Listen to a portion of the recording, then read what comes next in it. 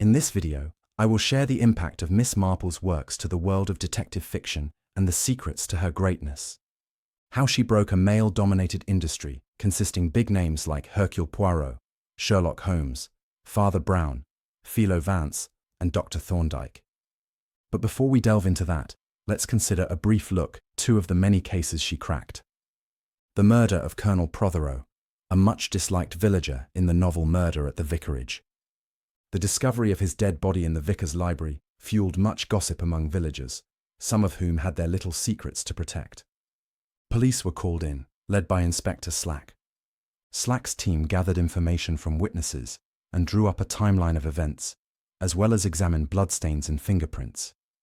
Though still largely overlooked at the time, elderly Miss Marple quietly noted something odd. The clock was 20 minutes fast.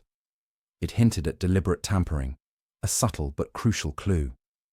Yet her observation was brushed aside, drowned out by the more obvious physical evidence the police preferred to trust.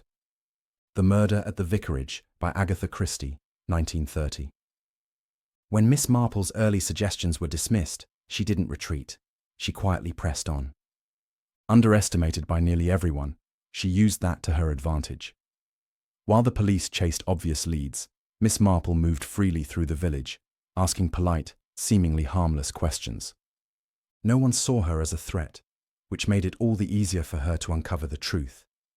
She noticed the little things others missed, like how Mrs. Prothero seemed oddly nervous about her whereabouts on the afternoon of the murder, even though her alibi had been generally accepted. That subtle discomfort caught Miss Marple's eye. She used the same gentle but persistent approach to expose the false identities of Dr. Stone and Miss Cram. With calm, conversational probing, she unraveled their inconsistencies and uncovered who they truly were. Repeatedly, Miss Marple allowed the villagers to lower their guards, and they ended up revealing far more than they intended. From these scattered truths, she carefully sorted fact from fiction. Step by step, Miss Marple quietly pieced together the real timeline, and with it, the illusion behind the murder began to unravel. Where others accepted the surface, she questioned the details, and slowly, what looked like a straightforward crime started to feel staged. Her deductions weren't based on force or forensics, but on human behavior, slips in stories, small hesitations, quiet tensions. And as those fragments fell into place, the truth could no longer be ignored. The evidence matched her theory perfectly. In the end, even the police had to stop and look again. And when they did, the facts pointed straight to Mrs. Prothero and Lawrence Redding. What set Miss Marple apart wasn't some grand reveal or clever trick. It was that she had been paying attention when no one else had. Now, to the second novel, A Murder is Announced, 1950. The novel is so titled because someone strangely announced, through a local newspaper, that a murder would take place at Letitia Blacklock's home, Little Paddocks, at 6:30 p.m. on a set date.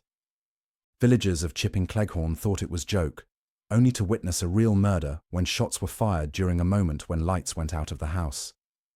Imagine how confused everyone was to find themselves in such a situation. When police came to the scene, the lead detective, Inspector Slack, quickly established that the victim was a small-time burglar. So, he did the logical thing to do: focus on a robbery gone wrong and gather evidence methodically. Meanwhile, Miss Marple arrived from another village and began her own silent investigation.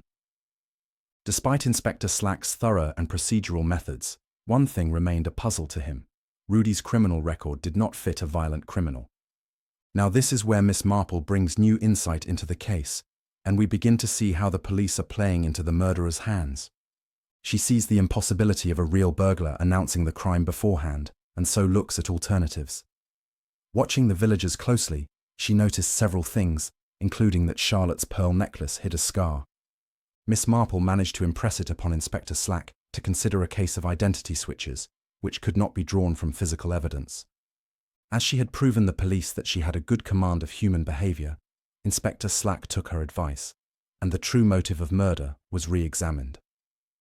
In the end, Miss Marple unmasked Charlotte as both a murderer and an imposter, all through careful observation and deep knowledge of human nature. Miss Marple didn't begin with the murder at the Vicarage, even if that's where many first met her. True fans know her debut came earlier, In the Tuesday Nightclub, 1927, a short story where she quietly stunned her friends by solving a mystery no one else could. That moment revealed her gift, using simple village wisdom to crack impossible cases. Over her career, she solved 33 mysteries, outsmarting suspects, witnesses, and often the police. Among her most unforgettable cases are A Murder is Announced, 1950, The Murder at the Vicarage, 1930, The Body in the Library, 1942, £4.50 from Paddington, 1957, Nemesis, 1971. Each one proved the same truth. Never underestimate a quiet old lady with sharp eyes and a sharper mind. Characters inspired by Miss Marple. After the success story of Miss Marple, the world of fictional female detective became wide open. Several female characters emerged over the years with some common elements of Miss Marple. In the popular American TV drama series, Murder, She Wrote, fictional character Jessica Fletcher is elderly, unmarried amateur detective and a mystery writer. She is known for solving murders that take place in the fictional town of Cabot Cove. Her methods also mirror Miss Marple in the use of gossip, and knowledge of human behavior is central to her investigations. Jessica remains humble and easy to approach despite her success as a writer, giving her a wide source of information from people. In her case, however, unlike quite village life of Miss Marple, Jessica Fletcher's Cabot Cove seems to have probably one of the highest murder rates of any town or city, as she is a busier detective than Miss Marple. Her works also allow her to travel beyond rural New England. Aurora Teagarden, another amateur sleuth in small-town setting, who uses local knowledge and community gossip to solve murders. As a librarian and much younger than Miss Marple, she solved a dozen mysteries by trusting her curiosity, thinking like a librarian, and asking the questions no one else dares to. Real Murders and A Bone to Pick are among her most popular novels. Mrs. Pollifax. Mrs. Pollifax is elderly, seemingly ordinary woman with a very interesting story. In The Unexpected Mrs. Pollifax, 1966, a bored Mrs. Pollifax volunteered to work for CIA, expecting a clerical job. Due to a mix-up, she was mistaken for an experienced field agent and sent on an actual espionage mission to Mexico. Through clever observation, charm, and inner grit, she turned the situation to her advantage, completed the mission, and proved she had natural detective instincts.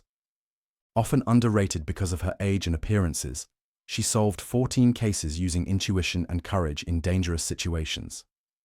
Mrs. Pollifax on Safari is one of her most popular books, where she works on a case in Africa.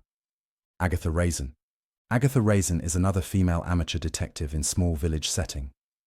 In Agatha Raisin and the Quiche of Death, 1992, Agatha retires from PR and moves to a quiet Cotswolds village. To fit in, she enters a local quiche competition, using a store-bought quiche. She became the prime suspect when the judge died of poisoning. To clear her name, Agatha jumps into sleuthing. She pokes around, makes enemies and allies, and eventually uncovers that the poison wasn't in her quiche after all.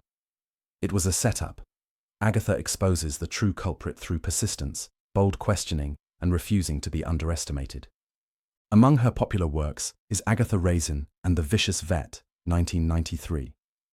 When a handsome new vet arrived in the village and ended up dead under suspicious circumstances, everyone thought it was an accident, but Agatha didn't buy it. With help from her neighbor James Lacey, Agatha investigated the vet's romantic entanglements and shady past. She cleverly employed gossip, charm, and manipulation to dig up the truth.